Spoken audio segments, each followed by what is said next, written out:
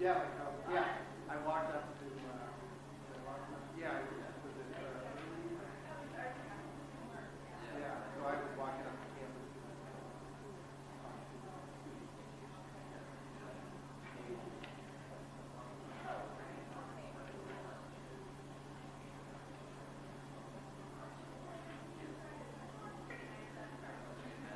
Yeah, I left my car. Yeah, so I had one of our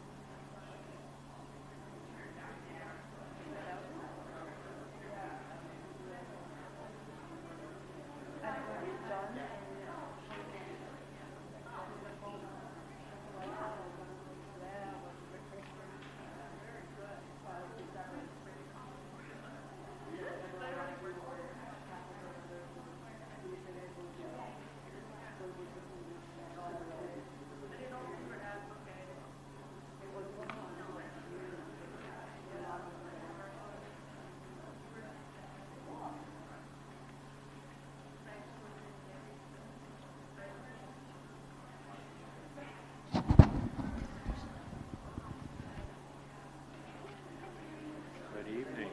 You are the best. Did There you we see? go. I got it loaded up Good, there and everything. good, That was good. awesome. Yeah. Yeah, and so he's talking to the press right now.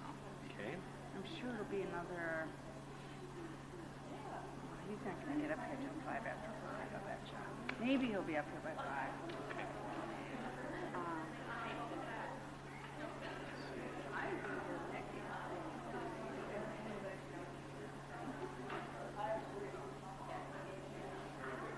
Yeah, stuff. I don't know if you can stick around that long. Yeah. Well, It's they, like- right now, and actually, what you could do right now is if you want to go to 247 and go ahead and start up the, because it's Maria's streaming right seen now. that already. It's but streaming I'll right double now. check that she's not having any problems. Yeah. Okay. Okay.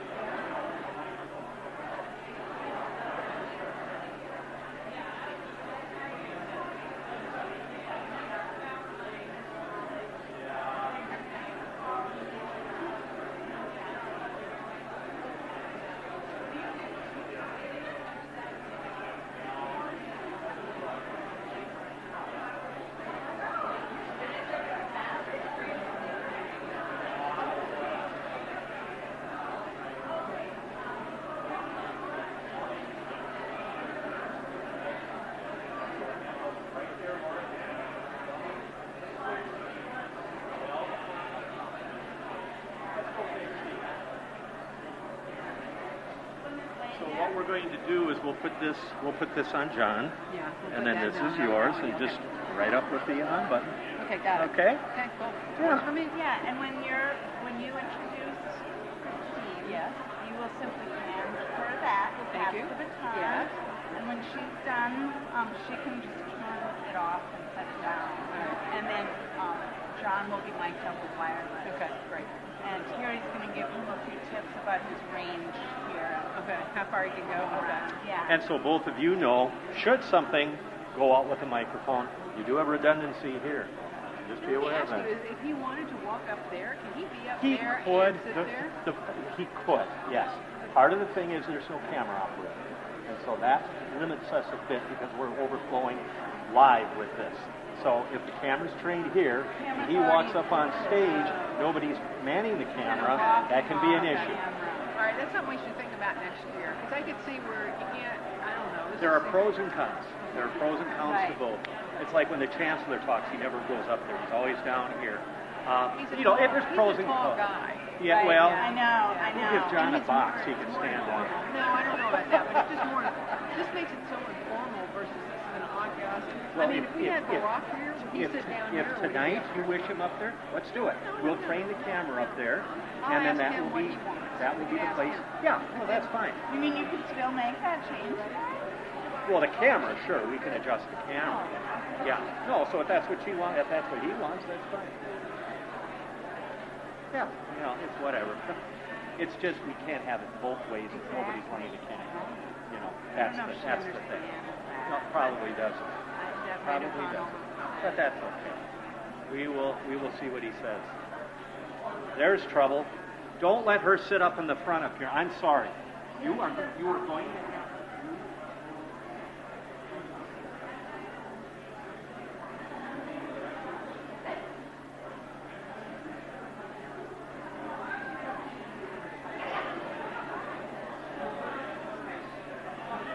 All right, good.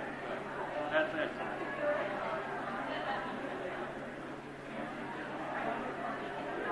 It is being recorded, yes.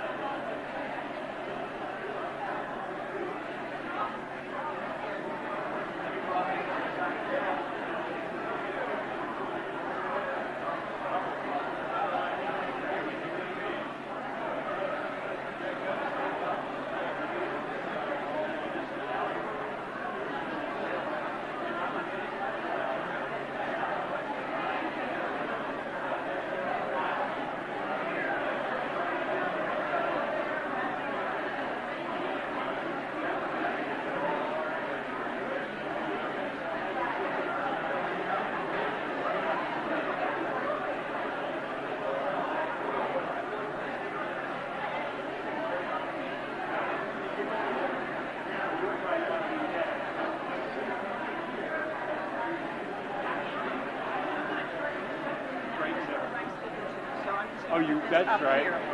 They will mic Okay. him up. You and I are on this. Perfect. And then So it's we just have to flip it up for And- on and off for down. perfect. So there you go. So where's, and you got yours memorized?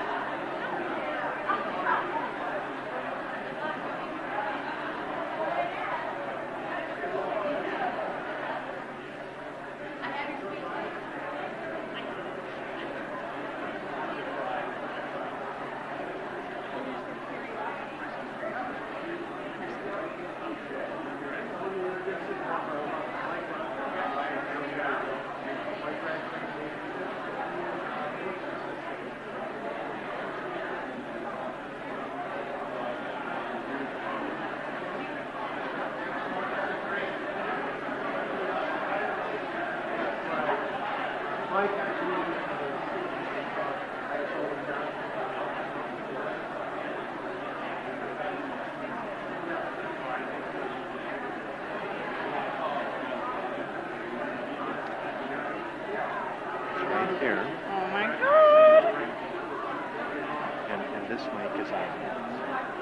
But then you have different settings. Lecture medium. Do you want us to do that right now, or wait till everybody's seated? I think we should wait till John is up here getting mic'd up. And then you want lecture meeting. I'll do that. I'll punch that button. Great. And if he wants it lower, we can do that too. We'll take his lead. There he is now. We'll take his lead.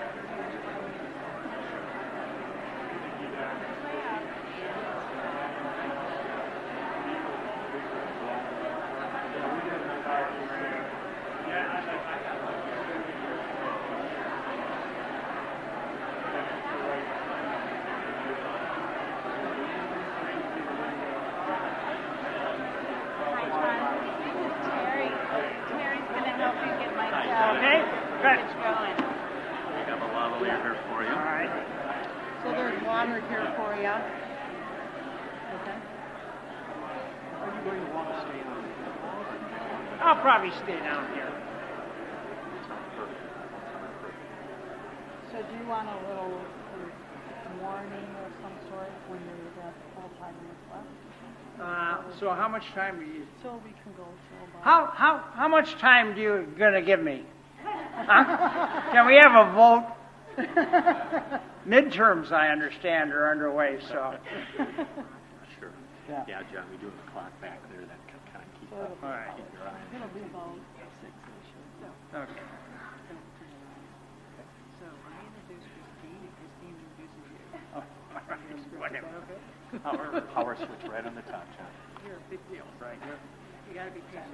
You gotta let us have a little warm up. Here is your remote mouse. Yeah. And it does have a laser. Green button's a laser, and there's your forward. That's advanced. Advance, and backwards if you need to. So this is advanced. Yes, sir, it is. Okay. All right. Sounds good. Thank you so much for being here. Yeah.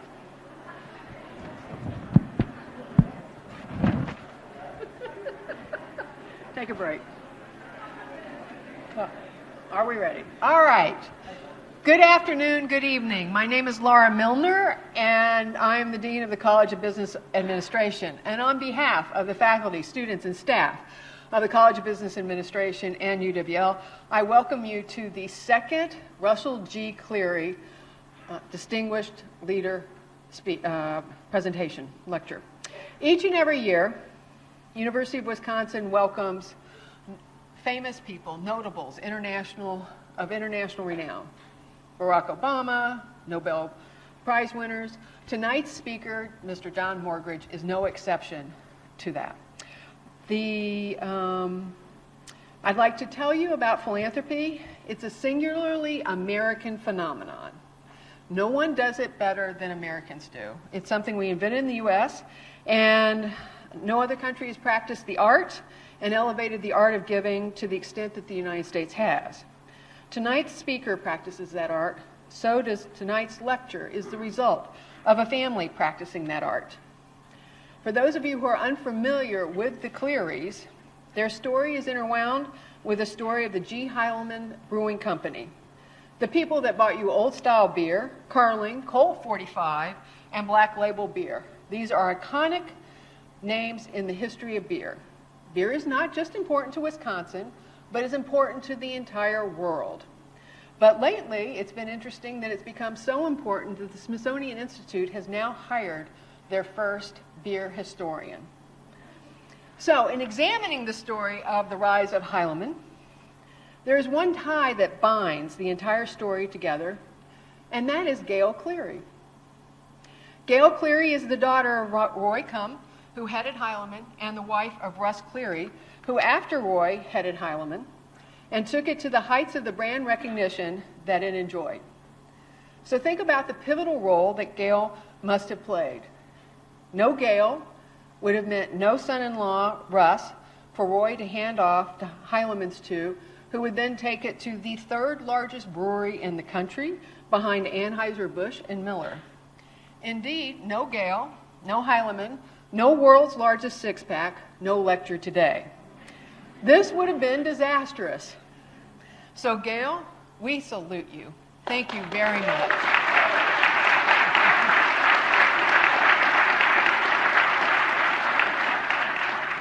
It is no secret that public universities across the United States are in challenging times with no end in sight, and UWL is no exception. But with the support of the private sector, business and donors such as the Clearys, we will not only survive, we will thrive. We are very lucky that Gail and her family like to practice the art of philanthropy, and that UWL is the object of their practice with the Cleary Building, the Cleary Scholarship, and now the Russell G. Cleary Distinguished Leadership Lecture Series. So Gail, Christine, Sandy, and Peter, we thank you very much for your unending generosity and support of UWL and the College of Business. Thank you.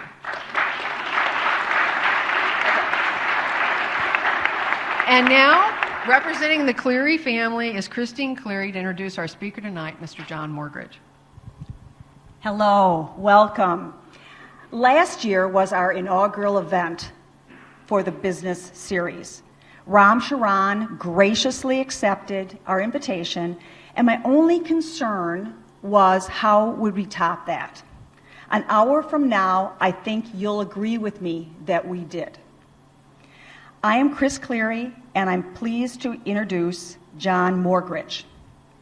When John joined Cisco Systems as president and CEO, the company was a 4-year startup with only 34 employees. He led the company through a period of spectacular growth, making Cisco the undisputed world leader in networking for the internet. Morgridge made Cisco hardware and software the essential components in the computer networks of business, government, education, and healthcare.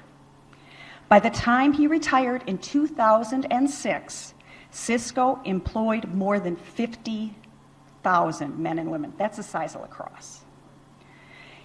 In 77 countries. John created a unique company culture of innovation, empowerment, and corporate citizenship, fostering the community involvement of all of the Cisco's employees. He championed innovation, and he championed a e-philanthropic program, such as NetAid.org, a global partnership with United Nations Development Program designed to fight extreme poverty. Morgridge was also instrumental in the creation of Cisco Networking Academy, an IT skills and government building program available to learning institutions and individuals internationally. Since retiring from Cisco, John and his wife, Tisha, have continued to focus on charitable efforts in education, conservation, and human services. He served on the board of the Natural Conservancy and currently serves on the board of the Wisconsin Alumni Research Foundation, WARF, where our father was also privileged to serve.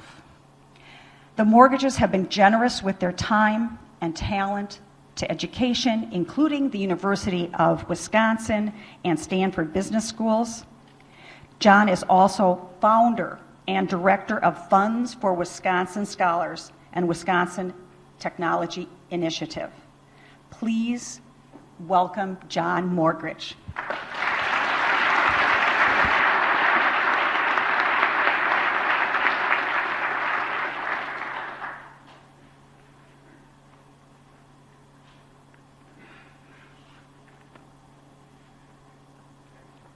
Looks like a lot of paper, but it's in big print.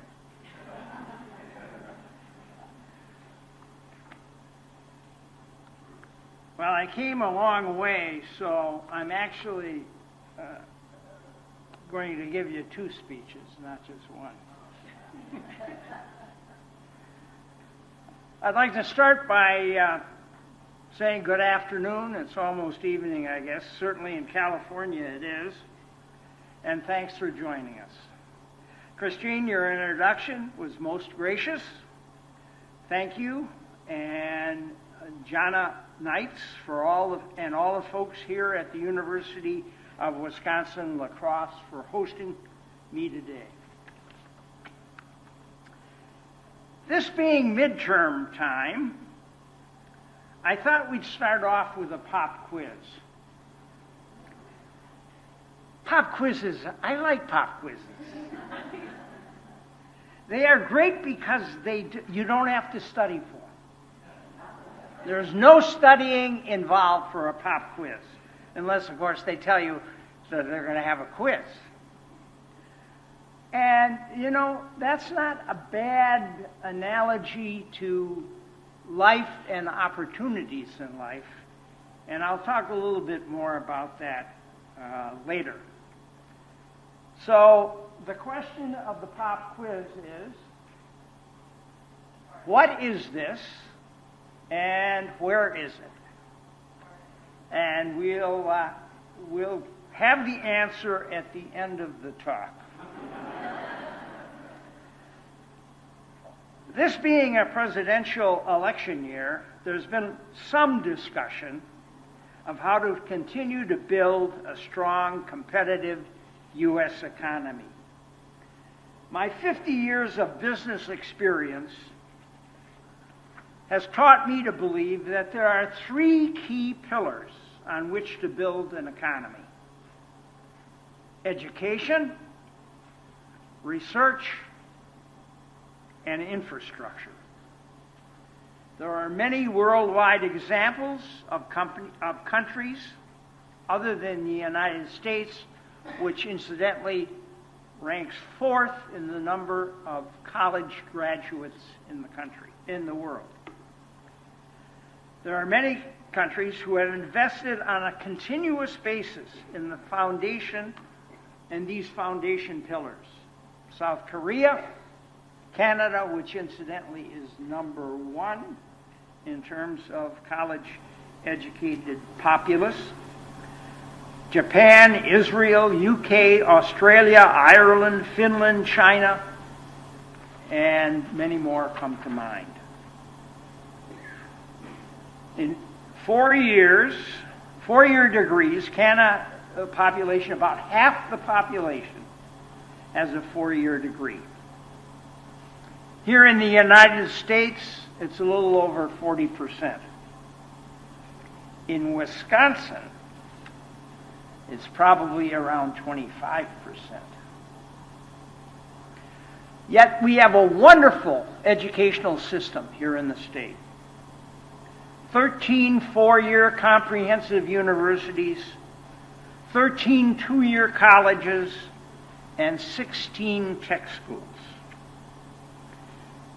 In the 4 and 2-year colleges, about a little over 150,000 students. In the tech schools, approximately 85,000 full-time students, but hundreds of thousands more taking part-time. It's an excellent system. The challenge is graduation and graduation rates. And that's up to you and your midterms. Because there's some benefit for going for a couple of years, but the real benefit and the demonstration of persistence and ability is the graduation at 4 years. So I would urge you to pursue it aggressively. You know, I had a dialogue earlier with about a dozen of your classmates. We talked about what are the jobs of the future. And there is a wide array. And you can see those jobs just by looking around in your life. Certainly healthcare, in all its dimensions, is a boom that's going to continue for a couple of 3 or 4 decades more. There's so many of us old-timers who are going to need your help. IT, in all its dimensions, will be a boom, certainly in the foreseeable future. You're generating vast quantities of data. And the challenge is to figure out what's important in that data based on my business or my undertaking. How do I find the answers that I want? So it's both understanding the tool set to approach big data, but also equally important is understanding the various industries and what's important in those industries, whether it's retail or railroads or airlines or hospitals. Long list. They're generating vast amounts of data, and we need people who can help us understand the meaning that's contained therein. Engineering, automation. Automation has really been a factor of the last, perhaps, 3-4 decades. But it's just really getting started. And you can see it. You can see it in the train crashes. They didn't have the technology that could have prevented them. But it goes into farming. It goes into all kinds of maintenance activities. So that all of those are pursuits where you need both an engineering understanding, but equally important, a understanding of the particular industry segment that you're addressing. Communications, another one. And one thing I would say, and my wife and I's experience of meeting with students here in the state of Wisconsin, is the importance of sampling while you're in college. Apprenticeships, working in a lab, working in whatever you think might be your life pursuit. Get that experience, because it'll pay dividends. You know, we as a nation fund, we have Pell Grants, which amount to about $35 billion a year. I'm sure there are those of you in the audience that are Pell recipients. But there are a lot of other scholarship programs that are available. The state does scholarships. There are all kinds of local scholarships that some or many of you may benefit from. My own feeling is that we probably underinvest in that space, and certainly the recent political campaigns would underline that thought. I don't know that we need free total education, but we do need it so that when you graduate, you don't spend the next 2 decades of your life paying off some kind of student loan. The second pillar is research. The country, our government, is the main funder of research, as against, let's say, 50 plus years ago when business did a lot of basic research. Business does almost none of the basic research. A lot of applied research, but not basic research. So the government spends about $30 billion on basic research and about $30 billion on applied research. Then there's a category called science and technology, which is kind of a combination of research done focusing on defense and general application. And then we spend $60 billion on pure defense in a lot of different forms and at a lot of different locations. Now, there are some that say that research should focus on practical application, not just basic research. But it's hard to tell today what are going to be science foundation pieces in the future. There was a Nobel Prize given in physics in 1952.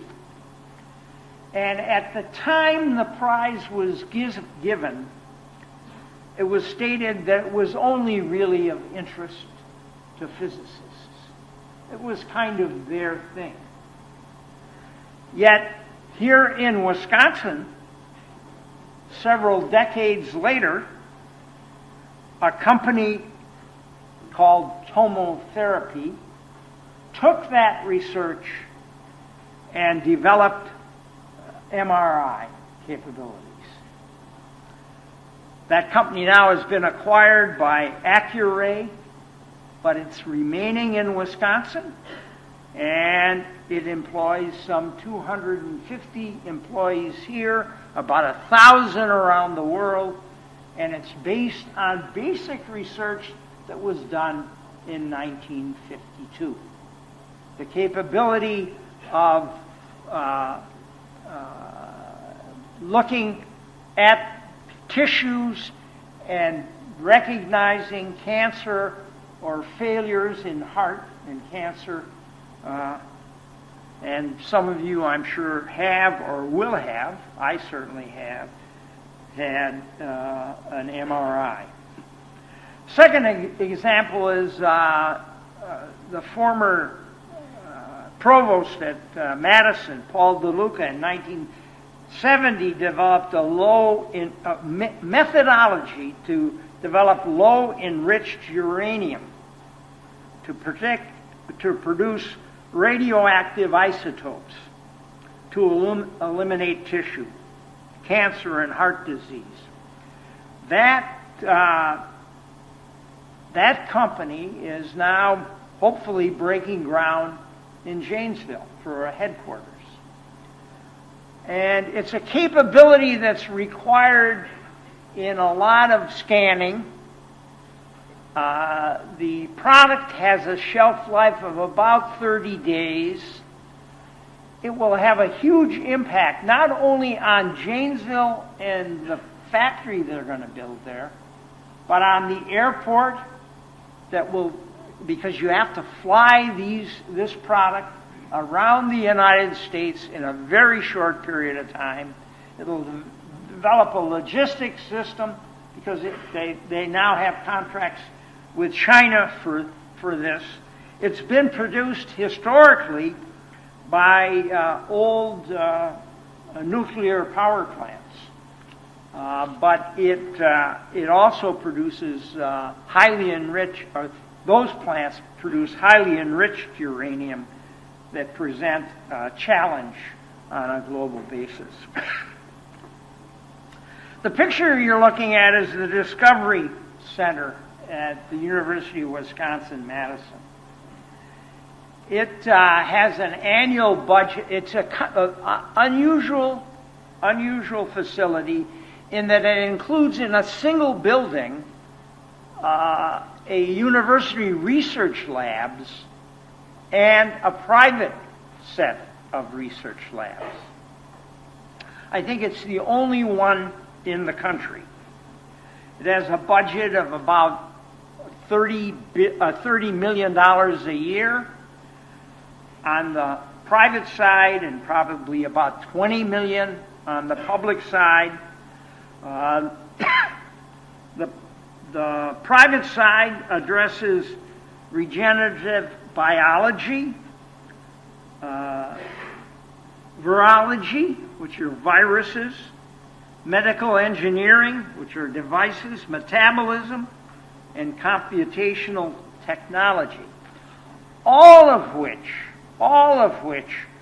are pursuits that will have a huge impact and growth in the coming years.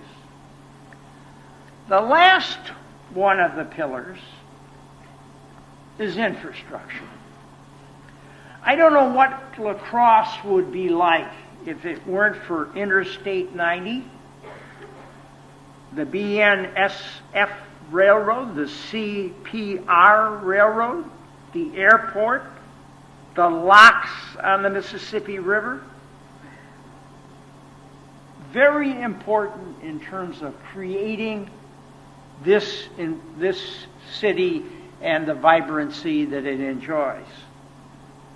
Unfortunately, almost all of that infrastructure were investments of the last century. Not this century, not the 21st century, the 20th century. We have been derelict as a nation in terms of continuing to invest in our infrastructure. It's interesting, one of the major investments, $1 trillion in this century, has gone into, guess what? Prisons. Prisons don't build strong economies. So I think it's important that we look and, you are the pillar of this century. You students are the pillar of this next century. You're the ones that are going to have to make the decisions on how we invest our capital and where it comes from. But we certainly need it for the grid. We need it for pipelines. We need it for renewables such as solar and wind. We need it for a better form of storing energy so that we can capitalize on some of these renewables that are not aren't producing on a reliable basis. My wife and I recently drove across the country. Wonderful experience. We did a lot of back roads and scenic roads.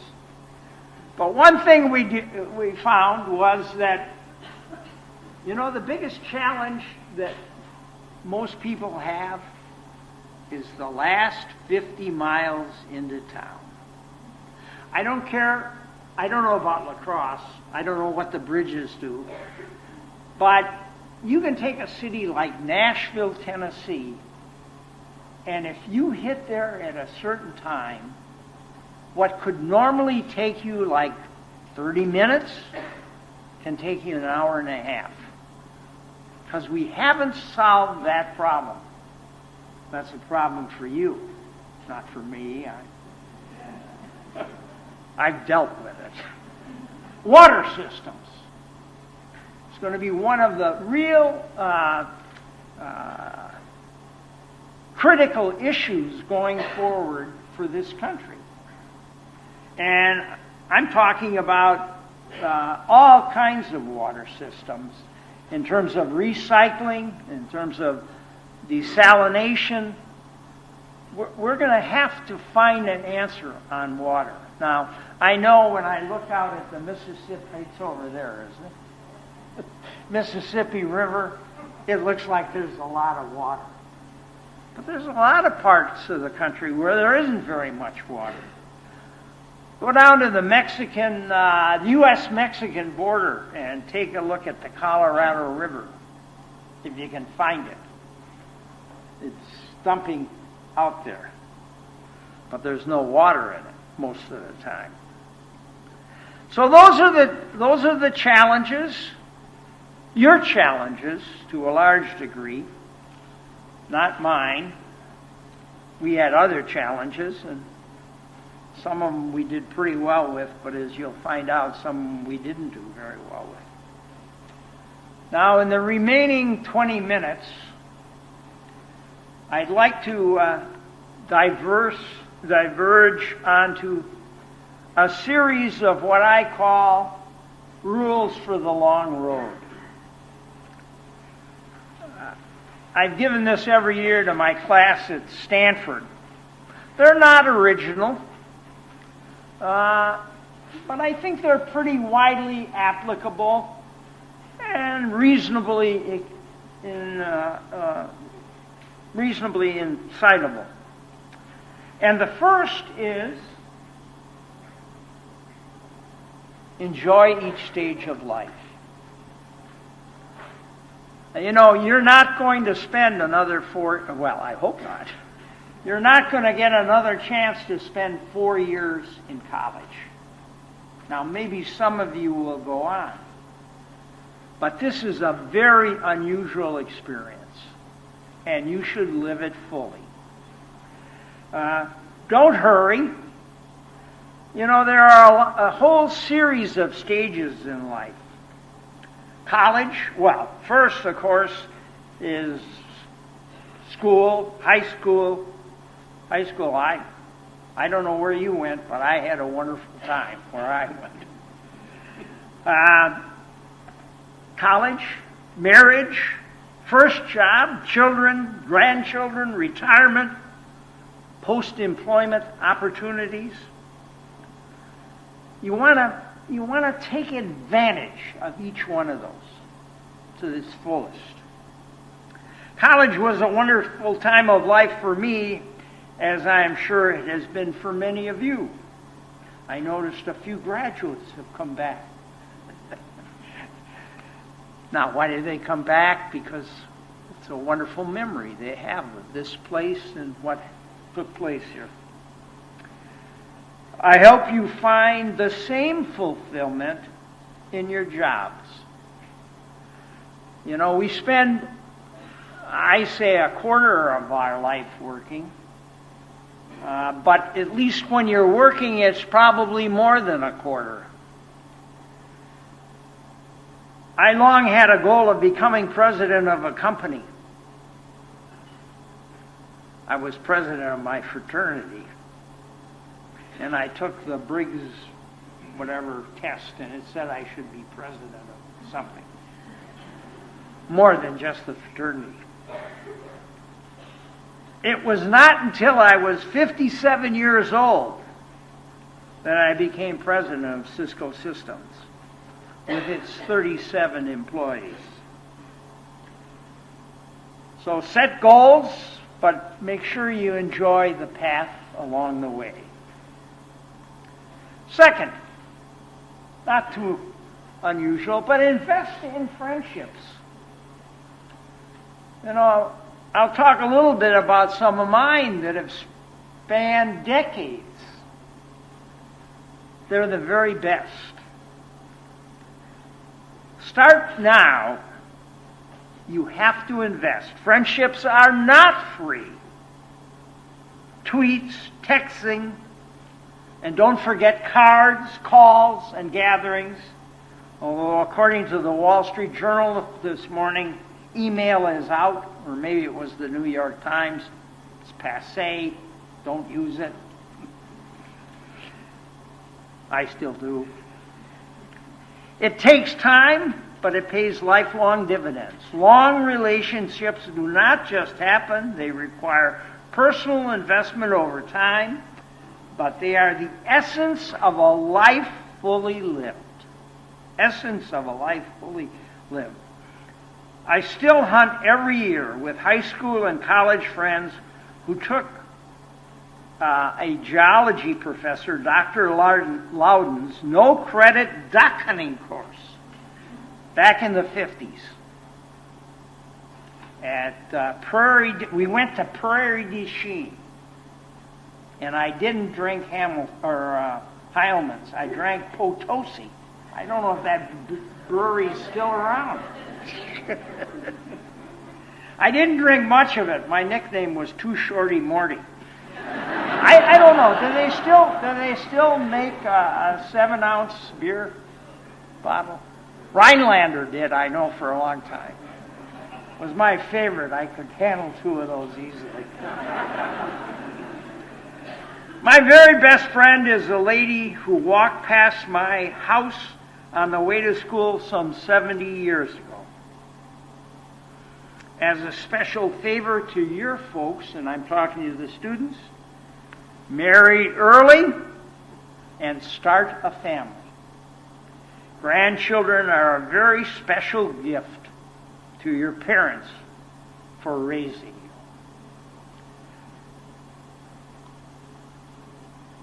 you. Learn to forgive both others and yourself. Mistakes are part of life. You know, and the reason you have to learn to forgive yourself. I got an email this week from a chap who, he and his wife worked for our company, Cisco. And he did something that he always regretted. He's been gone now, I don't know how long. But he wrote an email, he wanted to apologize. But the sad thing is, he has lived with us for a decade. So it's important that you know how to forgive yourself and forgive others, which by the way means that you have to accept apologies. You have to accept apologies, because those are good for you, and they're also certainly good for the person that is making it. Make sure what you want to be is what you want to do. What you want to be is what you want to do. You know, there's a lot, and sometimes it's influenced by others. You should, be great if you'd be a doctor. Great if you'd be a lawyer. Don't be a lawyer or a doctor or whatever the title is, unless it's what you want to do on a daily basis. You know, Cisco was a very fast-growing company. Fast-growing in the fact you could be an individual contributor early on, 1 year, and have a staff of 25 a year later. Staff of 25 a year later. And in that kind of an environment, there is kind of this psychological need, either for the individual or by his wife or spouse, to become a vice president. The only problem is, being a vice president is a lot different than the job he was doing. Vice president of engineering is a people job. You evaluate people. You hire people. You don't design engineering stuff necessarily. You spend a lot of your time in an area that is not perhaps what you want to do. So it's important. My experience was that when I was at Wisconsin, there was a program where you could take some legal work in your 4th year. And I think instead of going 3 years for law school, which it was, maybe it still is, I don't know. I guess it is, still 3 years. You could do it in 2. So I took a lot of pre-law stuff my senior year. And I found out that's not what I wanted to do. I wanted a different kind of a job. We spend a quarter, as I said, or more of our life working. Make sure it's more than just a living. Make sure it is a life, an interest, perhaps even a passion. You are blessed with an endless list of work options. Take the risks to find the one that is fulfilling for you and a challenge you want to take on.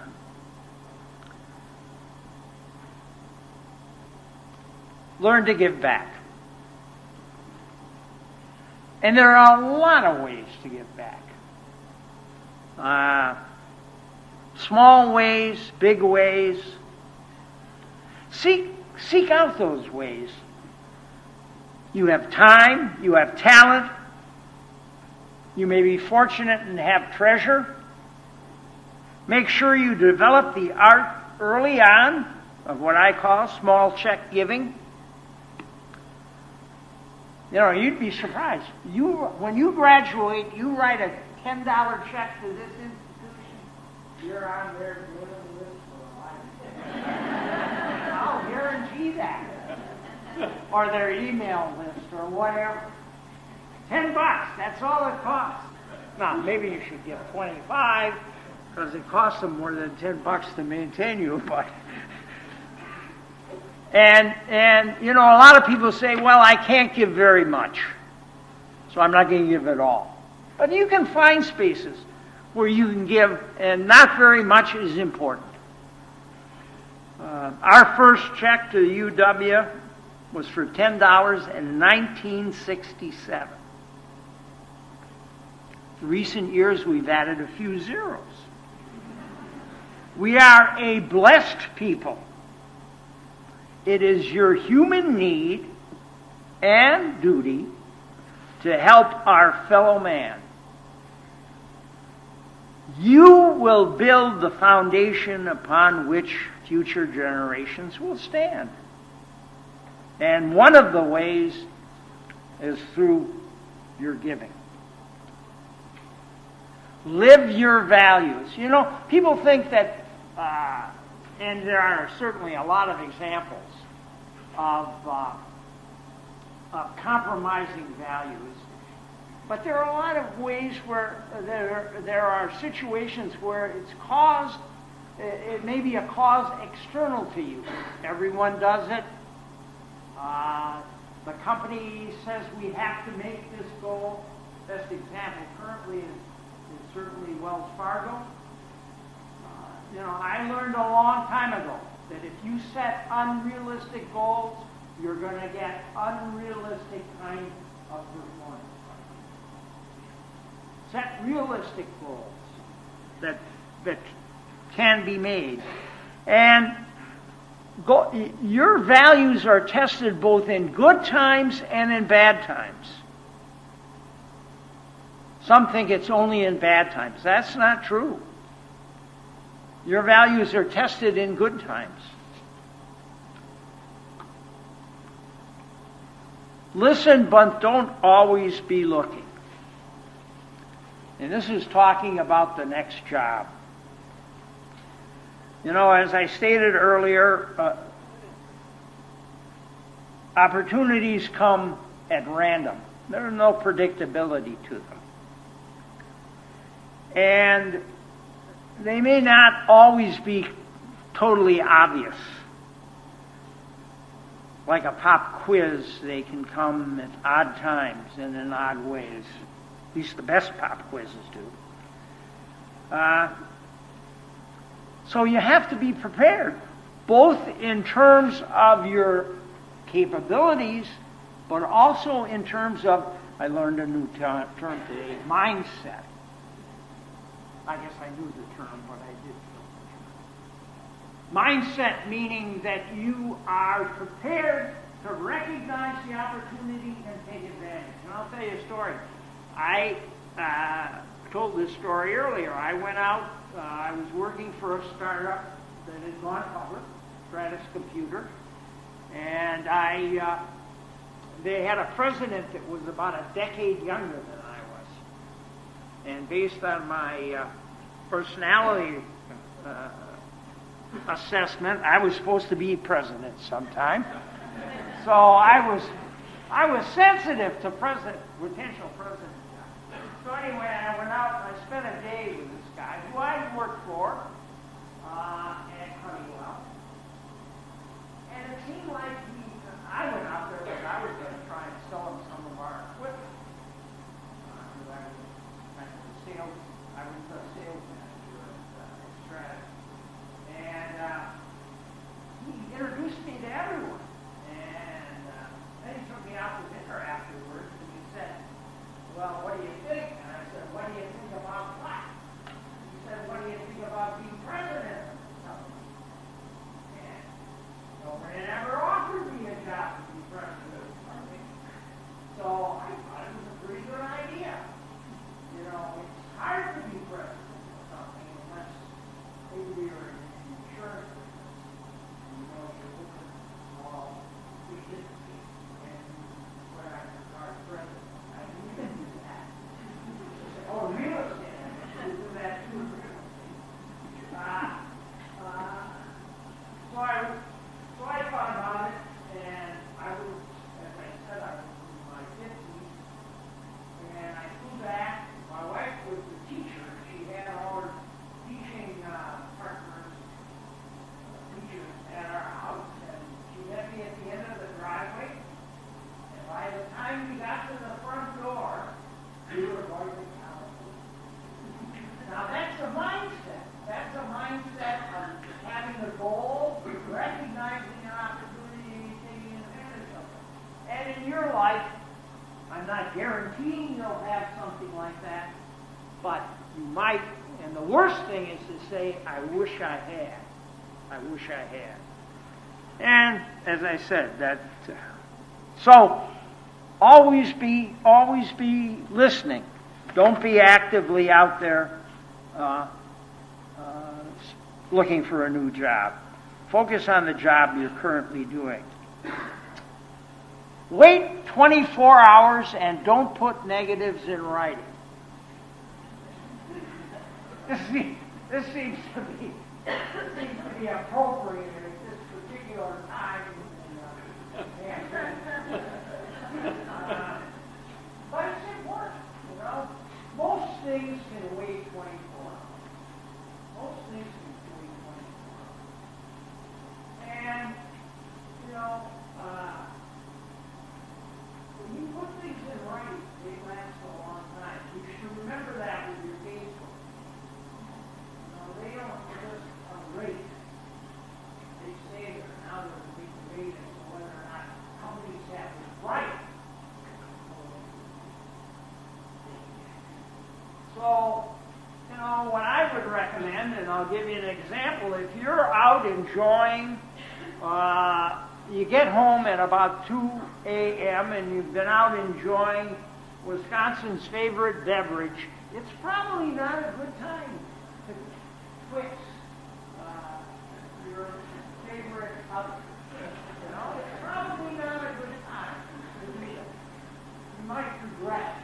So, wait 24 hours. Don't put negatives in writing. You know, I never wrote a letter that said you're fired. I never used that term. And I have a lot of people who have, I've encouraged to look for a new career change.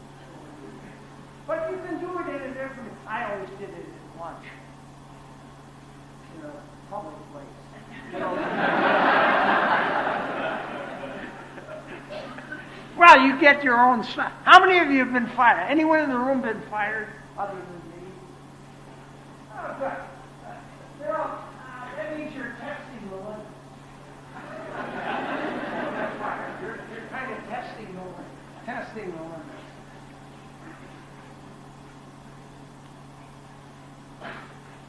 Set annual mental and physical challenges. See what I have to say about that. Oh, before I do that one other thought. During your life journey, you make a rather small number of very key decisions. If you think back about it, there maybe a dozen. I mean, really key. One of them you've already made, all the students in here. You made a decision to come to this institution. You made a decision to come and go to school here. So you've made one. Well, at least I think you made one. Maybe your brother or sister or mother or father or aunt or uncle made the decision for you. And they may have influenced the decision. In my case, my brother, there were 4 of us in our family. We all went to college. We were, as they say, middle class. But the plan was you had to spend 2 years at home. And I was the youngest, and by the time my turn came up, freshman week had started and gone, and my brother, who was 3 years my senior, not particularly close, although I kind of idolized him, and he certainly broke a lot of good ground for me relative to my parents, things we could do or not do, mostly do.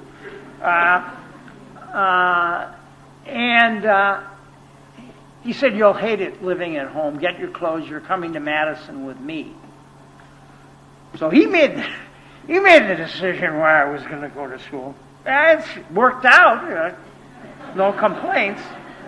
But that's one of the decisions you make. But you're going to be making decisions relative what industry you go into, what company you work for, where you live, a marriage or life partner, whole series, but only about a dozen.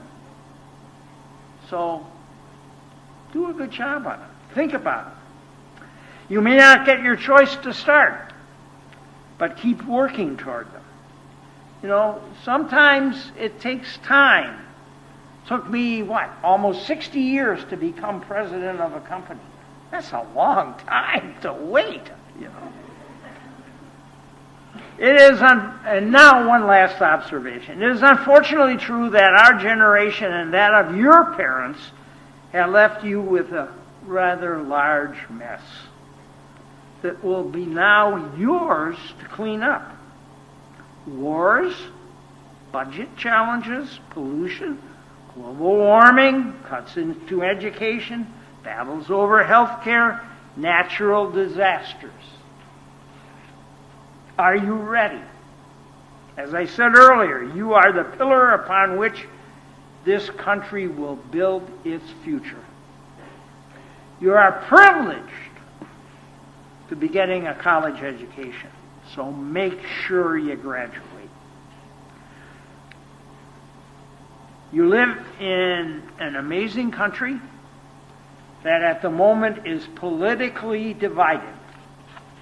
Will you add to this divide or help to bridge the gap? There are choices you will make as a privileged graduate who, given your youth, your energy, your knowledge, your experience, can change your communities and your country. Let me close with the final goal, and that is set annual mental and physical challenges. Be curious, stay hungry. Learning is a lifetime work.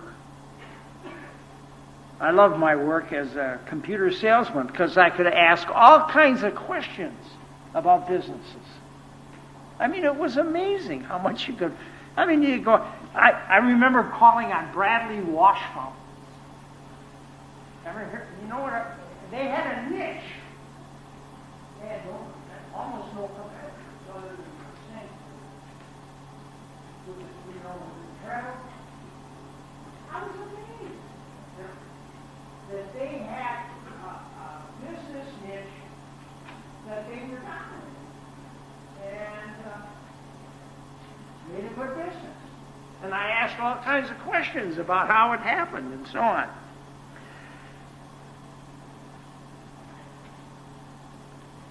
"17 years ago, I started teaching a course on entrepreneurship at the Stanford Business School. It is indeed a daunting mental challenge. Never underestimate the work your professors put in to prepare for and teach 66 newly educated young adults like you twice a week for an hour and 45 minutes. Second, stay physically active. Start now, and when you are in your 50s, 60s, and 70s, you will have a body to keep up with your desires. My wife and I, our outlet has been bicycling. The past 20 years, we have ridden our bikes across Wisconsin, Iowa, New York, Missouri, around Lake Michigan, from San Francisco to Chicago, across the United States, from our home in San Francisco to our home in New Hampshire.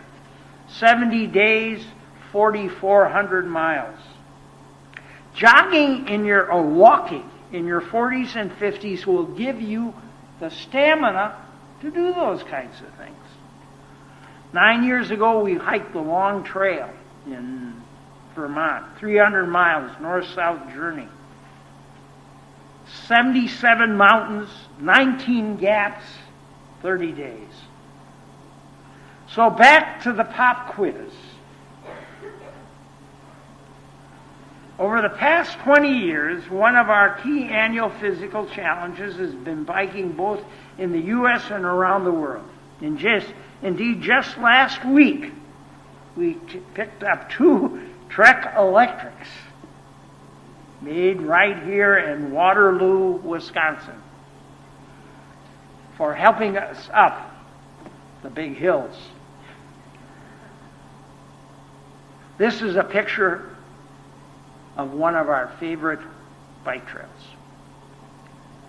Where is it, and what is its name? And more importantly, have you ridden it? Who knows the name? Correct? How long is it? Huh? You don't know. Have you ridden it? Yeah. 22 and a half miles. Okay. I only rode like about a quarter, so I have to ride. And at the end of it, it's Elwood.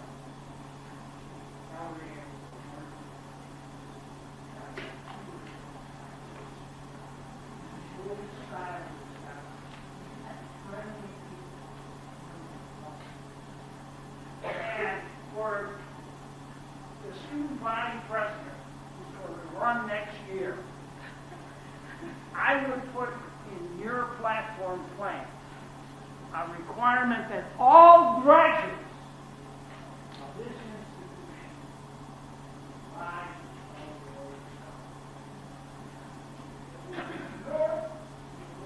your dedication to help of the student body.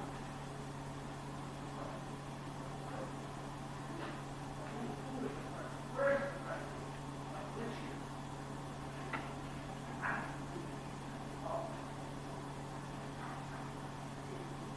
Well, that's your plan.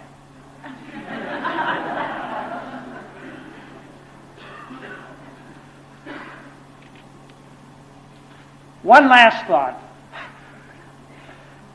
Stay foolish. You know, right across the country at 63, foolish said our children. When we arrived in Missoula, Montana, they knew we would make it. Better in the doing than in the telling, although I've told the story a lot. Hiked the Long Trail in Vermont, 300 miles at 73. Better in the telling than in the doing. We had one hell of a lot of rain. Buy electric bikes at 83?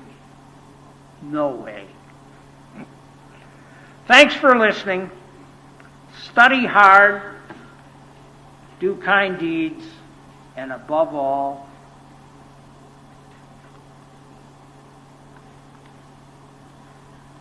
vote. Thank you.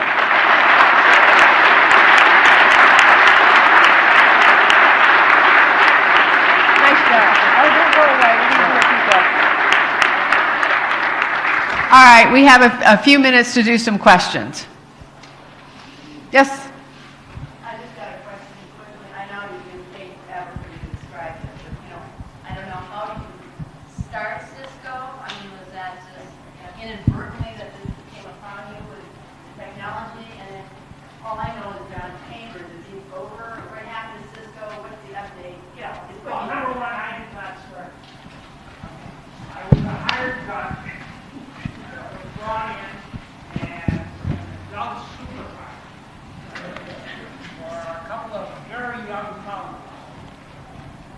And so I did not start. I don't know that I can start.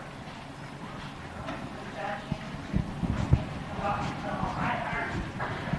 I hired him to be my successor. And he's now a new fellow. Well, Cisco, like much of the old we built boxes with intelligence and put them on this floor or in the basement. That's not the way it is. That intelligence is in a bunch of computers somewhere in the world. And so they're transitioning from being a box seller, where there is a lot of intelligent software in the box, more just software. Would they be bought on anything? I mean, could they merge? I don't know. Thank you. Yeah.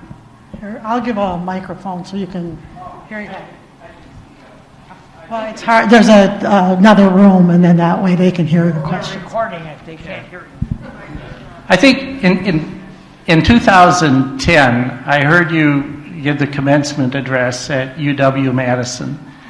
And in that address, you challenged the students, the graduates, to give. And I'm just curious, do you have any idea how many have taken you up on that? On a challenge to graduates? On a challenge to graduates to start giving, to give, to set up funds. Schools have cultures, just like companies. And some schools have done a wonderful job of developing a culture from day one when the freshmen walk in to give back to their schools. Madison, I think, is about 15% of the graduates give relatively early in the cycle. Places like Stanford, certainly in the business school, it's probably 100% when they graduate. They do so. And that gets back to the art of writing small checks. Start building that relationship. And it doesn't take a lot of money to do it. What impressed me was, with that challenge, you said you would match. Yes. And I guess my question then is, to then To match incentivize its work. to match up to a certain amount those that gave to the school. So, you get a lot of email? Yes. You get political email. A lot. Now, when you get political email, what do they normally offer? The Democratic Party has been offering not 1-to-1, not 2-to-1, not 3-to-1, but 4-to-1. You put in $1, they put in 4. Now, they don't really put in 4 because some big donor gave them the 4, and they're just matching yours. I think, and here this gets back to big data. If you look at the data, most of the data that I've seen says that 1-for-1 works. Anything above it, probably not significant change. So, 1-for-1, but not more than. Questions? Hi. Oh, it's really loud. You mentioned Bradley wash fountains and how it's a niche. Were you involved with Bradley Corporation at all? Or partner with them or anything? No, I was a my first sales management job was in Milwaukee. Okay. And I called on them in that context. So that's... I interned there this summer, that's why I was curious. The other thing that I really enjoyed was Alice Charmer. Alice Charmer's, their engine plant had a dirt floor. Can you imagine that? Dirt floor? Of course, they're not in business. I don't know that it was the dirt floor. I would... Okay, question, one more question before we have to wrap it up. If you don't have one, I have one. Go for it, Laura. Who fired you? You know, it was interesting. I was fired, and when you get fired, make sure you have a good explanation. You should have. Not poor performance. Mine was how do you like this? A conflict management style. Doesn't that have a nice ring to it? And it was. The boss, and it was a series of promotions and got a guy that became my boss. And he wanted to help me. And he was the branch manager in LA, and I was the branch manager in San Francisco, and he got promoted. And I was forced into the country, and he said, listen, I didn't think I needed his help.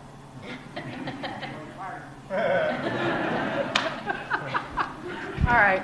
Okay, so before we say goodbye, it's important to acknowledge once again the Cleary family. Thank you very much for tonight. We really appreciate it.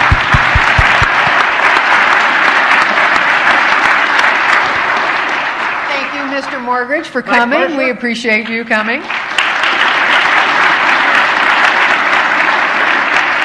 We also acknowledge the College of Business Advisory Board members as well as UWL Advancement and Foundation. The private-public partnerships we have are exceptional, and we thank you for your support of the College of Business.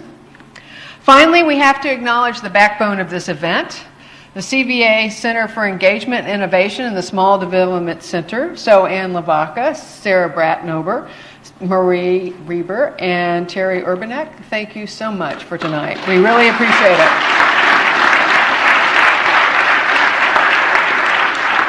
So we look forward to seeing you next year, and have a great evening, and thank you for coming.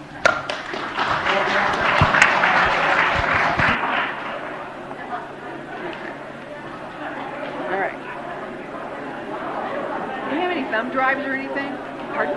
Thumb drives or anything? Did we load him up? Might have been loaded. We did. I don't know where. It might have been loaded. Oh, look at that.